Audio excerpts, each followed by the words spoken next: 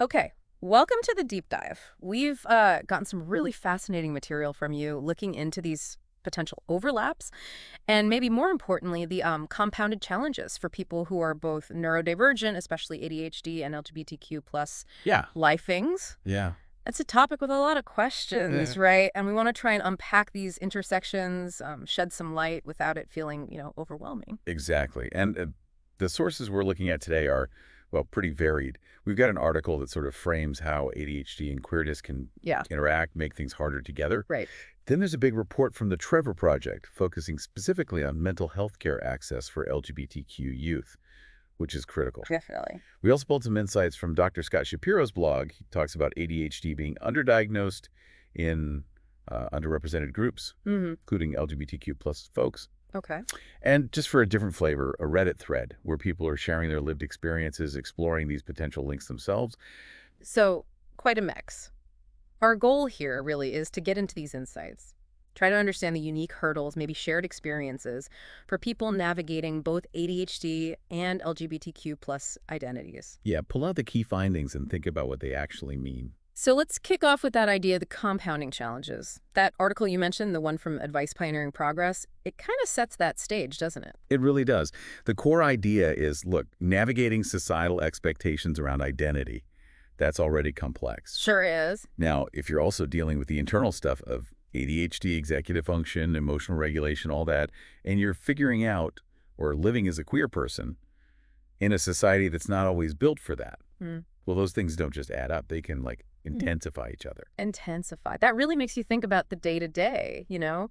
You might feel the world isn't quite set up for how your brain works, and it's not fully affirming of your identity either. Exactly. It's like you're working with two sets of blueprints that don't quite match the standard building plans, if that makes sense. Yeah, it does. And that leads us straight into a really crucial area, mental health care access, especially for LGBTQ plus youth.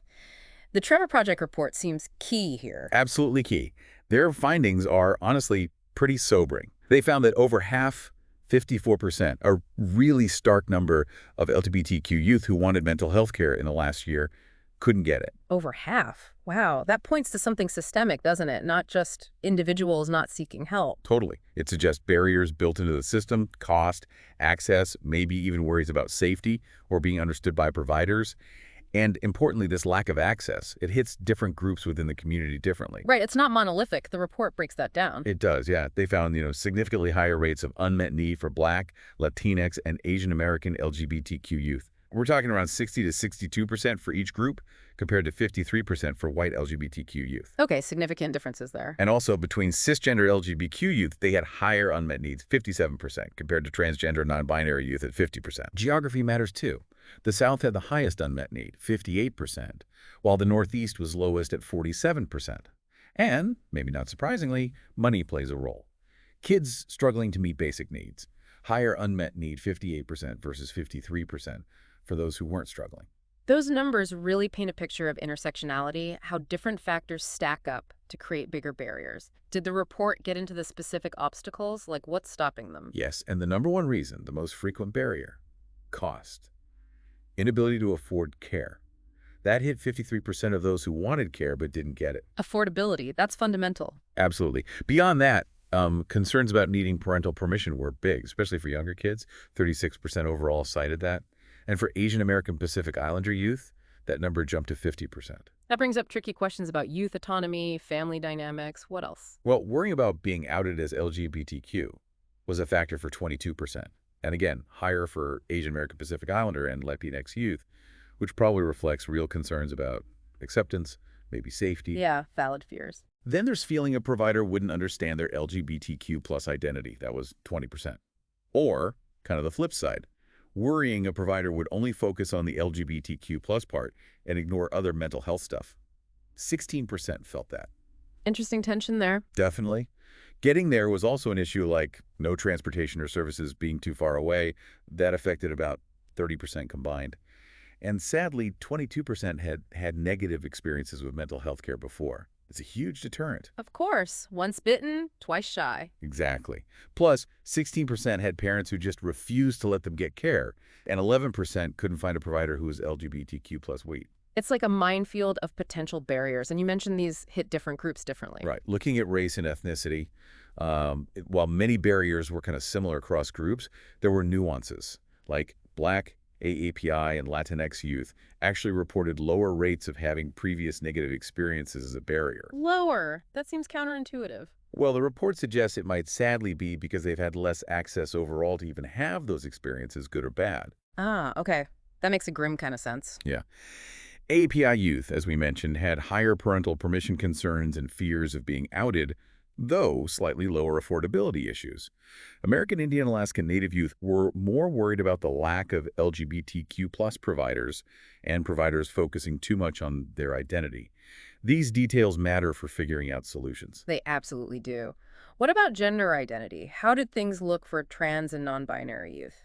It's interesting. They actually had slightly lower overall unmet needs, which might, the report suggests, be because mental health assessments are often part of gender-affirming care pathways now. Okay, so maybe better integration there. Possibly. But despite that slightly lower overall number, they reported higher levels on many specific barriers.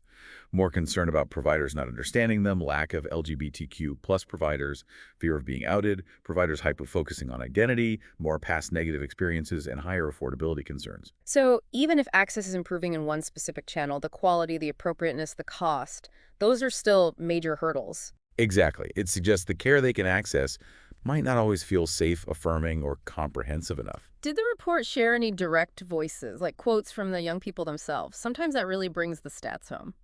It did, and they're really powerful. They underscore the human impact. You hear from youth of color about um, cultural stigma around mental health in their communities, and just how vital it is to find providers who get the intersection of their race, ethnicity, and LGBTQ plus identity, feeling doubly misunderstood. Yeah, that isolation must be tough. And lots of examples about trying to find therapists who are not just LGBTQ plus affirming, but also understand maybe their religious beliefs or other needs like autism, for instance.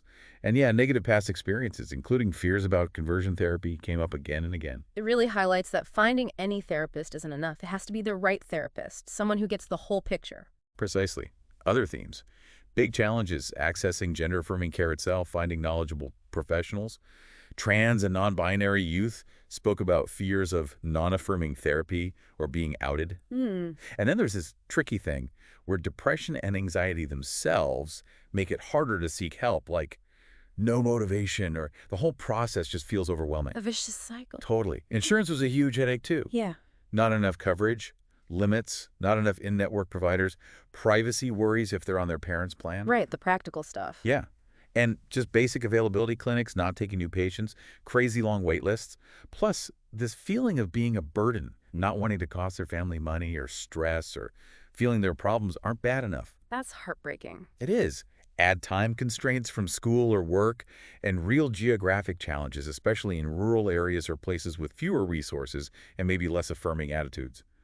There was one example of a kid who could get free counseling, but the wait list was just impossibly long because there weren't enough providers nearby. It really shows a system under strain, struggling to meet very real, complex needs. Okay, let's shift slightly now to Dr. Shapiro's points about ADHD underdiagnosis in LGBTQ plus folks. How does that fit in? It fits right in, unfortunately. Dr. Shapiro points out that LGBTQ plus individuals, much like BIPOC individuals, often face extra hurdles just getting an accurate ADHD diagnosis in the first place, let alone treatment. Why is that? Several reasons. Cultural biases can play a role. ADHD symptoms might get mistaken for something else, maybe written off as stress related to being LGBTQ plus or even the other way around. Misattribution. Yeah. And limited access to healthcare is a big one, echoing the Trevor Project findings, insurance issues, cost, geography. These stop people from even getting assessed. So the same access problems that block mental health care generally also block ADHD diagnosis specifically for this group. Exactly. And Dr. Shapiro also flags a lack of provider awareness. If clinicians aren't trained on how ADHD might look in diverse groups, including LGBTQ plus people, or if they have unconscious biases, diagnoses get missed or delayed. Makes sense. He also brings up treatment disparities. He notes that BIPOC individuals, even when diagnosed, are less likely to get stimulant meds for ADHD. This could be due to concerns about misuse, cultural views on medication, or just plain systemic bias. And it's, plausible that similar issues affect LGBTQ plus individuals too. It really points to needing more cultural competence, more nuance across the whole healthcare system, diagnosis, and treatment. Absolutely. Now, let's bring in that Reddit thread. A different kind of source, obviously anecdotal, not hard science, but sometimes these personal accounts offer glimpses. Right. Important caveat there. As one user actually pointed out in the thread, correlation isn't causation. We need proper research. But yeah, the anecdotes are interesting. What kind of things came up? Well, one person mentioned seeing a lot of crossover between users on Turbret Life and Rad Women subreddits, suggesting maybe some shared traits or experiences drawing people to both spaces. Hmm. Interesting observation. Another user, Jasmine, had this really insightful take, suggesting that exploring oneself within, say, the kink community might open doors to broader self-discovery, including exploring sexuality or gender identity. That's a fascinating idea. Like, communities focused on self-awareness in one area might create space for exploring other parts of yourself, too. Exactly. And there were just general mentions anecdotally of people identifying as non-binary or ace or pansexual popping up frequently in the Radameme subreddit. Again, just observations. So, not scientific proof, but maybe whispers of connection, hints that maybe shared experiences of feeling different or navigating norms could create some common ground. Yeah, perhaps. It definitely raises questions and points towards areas where more formal research might be really interesting, trying to understand if there are actual links or just shared community spaces online. It adds another dimension, for sure. Okay, so pulling all this together, the massive barriers to mental health care, the ADHD underdiagnosis issues, these anecdotal hints, what kind of solutions or recommendations emerge from the sources? How can we improve things? Well, across both the Trevor Project and Dr. Shapiro's perspective, some clear themes come through. First and foremost, a massive need for more funding. Sustainable funding for mental health care to tackle affordability and just basic access, especially for marginalized groups. Money talks. It does.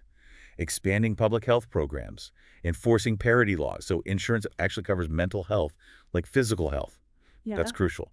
Policy changes too. Things like looking at the age of consent for mental health treatment, making it easier for young people to get help themselves. Right, autonomy. Expanding telemental health is huge, sorting out licensing across state lines, making sure telehealth gets reimbursed properly, and critically, ending conversion therapy everywhere. Full stop. Those seem like foundational policy steps. What else? Improving cultural competence among providers is vital. More training, ongoing training on LGBTQ plus issues, on neurodiversity, actively tackling biases, building a more diverse mental health workforce too, so people can see providers who might share their lived experiences. Makes total sense. And efforts to fight stigma, reducing stigma within communities, encouraging people to seek help, making it okay to talk about this stuff. Finally, using technology, smartly expanding accessible, sensitive telemental health options to bridge those geographic and logistical gaps. So it's really a multi-pronged approach: system funding, policy reform, provider education, community attitudes, technology. Exactly. No single silver bullet. It needs work on all fronts. Okay, so as we wrap up this deep dive, what are the absolute must-remember points, the main takeaways? I think the core things are, 1, LGBTQ plus youth face really significant disproportionate barriers to getting mental health care. 2, these challenges can get even harder. They compound for those who are also neurodivergent, like having ADHD. Right. 3, ADHD itself seems to be underdiagnosed and possibly undertreated in LGBTQ plus individuals, adding another layer of difficulty.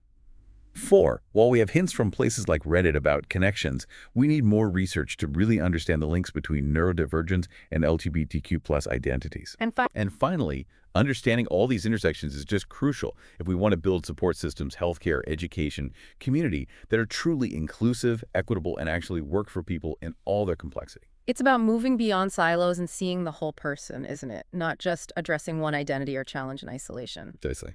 So a final thought for you, our listener, to maybe chew on. Considering all these systemic barriers, all these internal experiences we've talked about, what kinds of really innovative approaches could help bridge these gaps? How can we create genuinely accessible and affirming mental health care for folks navigating both neurodivergence and LGBTQ plus identities? And maybe what's the real power of just increasing awareness, of breaking down stigma in building a society that's truly supportive? Definitely something to reflect on. Thanks for joining us for this deep dive.